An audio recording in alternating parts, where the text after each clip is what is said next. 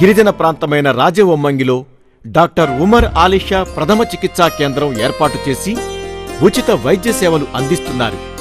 1995 నుండి Mohiuddin badusha memorial multi speciality homeo clinic ద్వారా పేదలకు ఉచిత హోమియో వైద్య సేవలు మరియు రాష్ట్ర వ్యాప్తంగా ఉచిత మెగా వైద్య శిబిరాలు ఏర్పాటు చేస్తున్నారు.